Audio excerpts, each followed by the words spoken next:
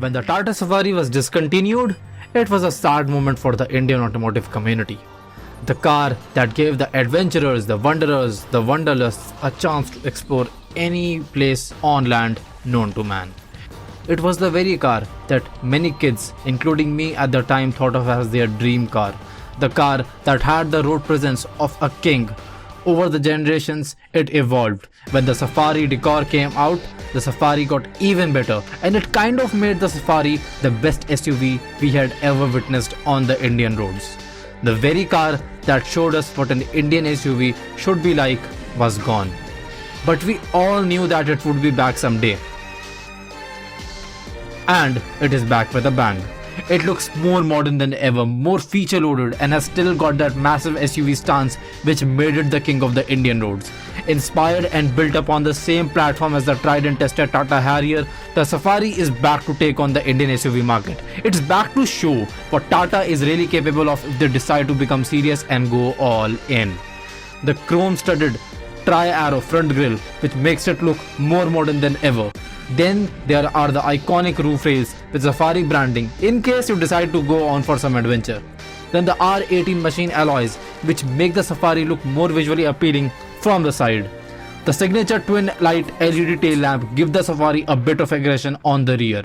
Taking the overall design into consideration, I can definitely say that it looks great and is definitely going to be turning heads on the road. In the center, you get the floating 8.8-inch floating island infotainment system. The Safari also comes with electronic parking brake with auto hold, a 6-way powered seat to make adjusting easier, and then the magical 6-speed automatic transmission to make the driving experience better.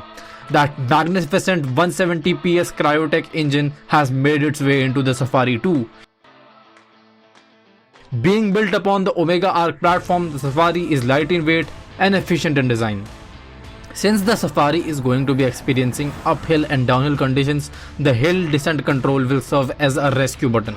There are multi-drive modes as well, such as Eco, City and Sport. The audio system is being taken care by the best in the business, JBL. The brakes on all the 4 wheels of the Safari are disc, so you can expect some great braking performance from the car. There is a tire pressure monitoring system inside the Safari which will be very helpful to all the drivers.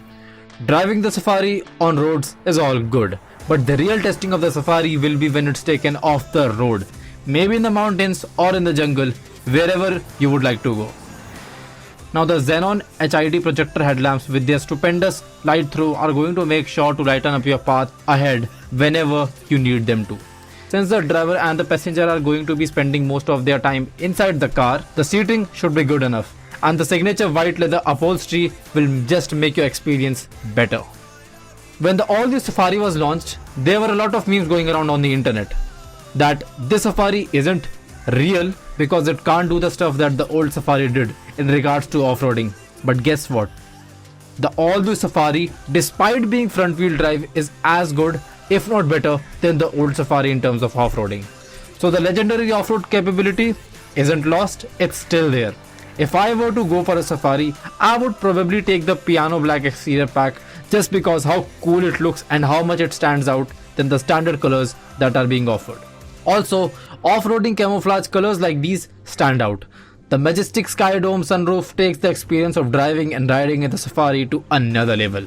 Now the ESP terrain response mode gives the driver the freedom to put the car in the suitable mode according to the terrain, thus taking the versatility of the Safari to the next level. The Tata Harrier had a Boss water wading height of 450 mm, and if we take the same for the Safari, then we can conclude that the Safari is capable of going to more than 90% of the places, which is so insane. The Safari is in a segment in which it won't suffer much competition from a lot of cars since the segment isn't very crowded, but there are still some cars that might affect the Safari, like the MG Hector Plus and the upcoming Mahindra XUV 500. But the Safari might have an edge over all of them because of it having a bigger brand name. Ultimately, it's on the consumers to buy. Personally, I would go with the Safari. Now, according to the test drivers who managed to get their hands on the Safari has a great ride quality.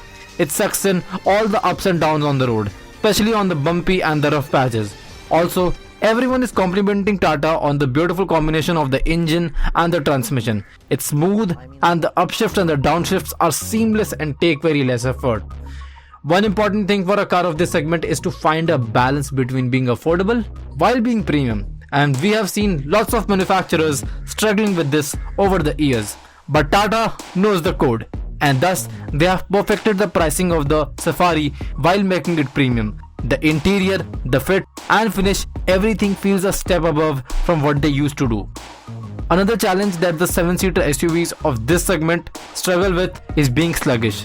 Since they are so huge in proportions and weigh quite much, they usually end up feeling like slow moving bricks on the road.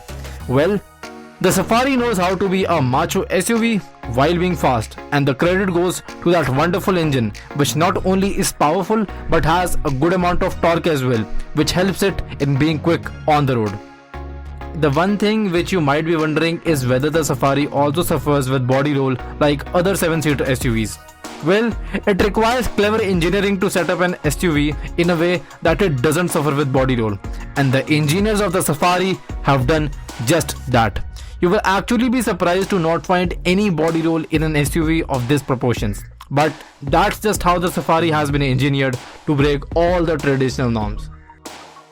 The Safari always stood for 4 main things: power, prestige, performance and presence. The 4 P's. Presence is something that only the design of a car can establish. So the Impact 2.0 design philosophy is to be given the credit for the presence that the all-new Safari has. The Safari has been made to deliver the ultimate driving experience from Tata. It's been the Indian king of SUVs for more than 2 decades and it plans on continuing that legacy. The Safari is here to make sure of the fact that till it is present in the market, there is going to be no other king of the SUVs. Don't doubt it. So get ready to get your hands on one, cause it has already hit the roads and will annihilate everyone that will try to compete with it.